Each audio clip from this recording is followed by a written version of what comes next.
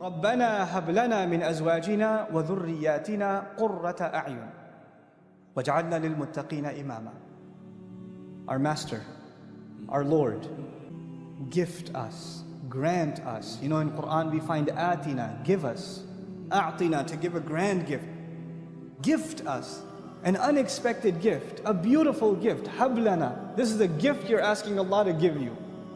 And lana is muqaddam, this prepositional phrase is brought earlier, especially for us. We're asking for a special favor to Allah. And what is this favor that we're asking God? Allah Azza wa Jalla. Grant us from our spouses, and not just our children, which is awlad, dhurriyatina. You know, wa dhurriyatina, future generations of us. In other words, you're not even asking for your immediate children, but your lineage, for generations to come. Grant us from all of them coolness of eyes. Make our eyes cool by means of our spouses and by means of our children.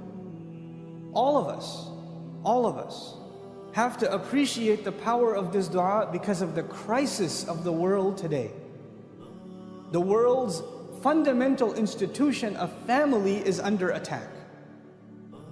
Most of the people here, even Muslims, are not immune from this problem. In many of our homes, the storm that I said, when you find coolness of the eyes, you find refuge from the storm is not outside the house, the storm is inside the house. And you have to get away from home to get away from the yelling and the screaming and the name calling and the insults and the depression and the sadness and the friction between husband and wife and parent and children. Our homes are broken. Brother is not talking to brother. Parents are not talking to children. This is a crisis inside the home. And what better dua to ask? The exact opposite. You know, the family has become a place of sorrow, of depression, of sadness, of anger, of rage.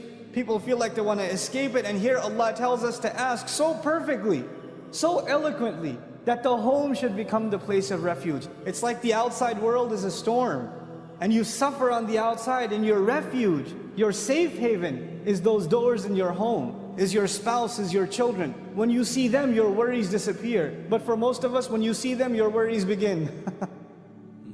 And so we ask Allah, give us from our spouses and our children coolness of eyes. That's what we ask Allah. When somebody said, I want to get married, go further, not just get married. I want to get married to a spouse that will cool my eyes. That I'll be the coolness of their eyes and they'll be the coolness of mine. And Allah Azza wa Jal took the dua further. And then we understand why talk about future generations. وَجَعَلْنَا لِلْمُتَّقِينَ إِمَامًا. And make us leaders over those who are cautious, conscious, fearful, pious, righteous. Those who are fearful before Allah. And you know what that makes you realize? It makes you realize your relationships right now aren't just about you.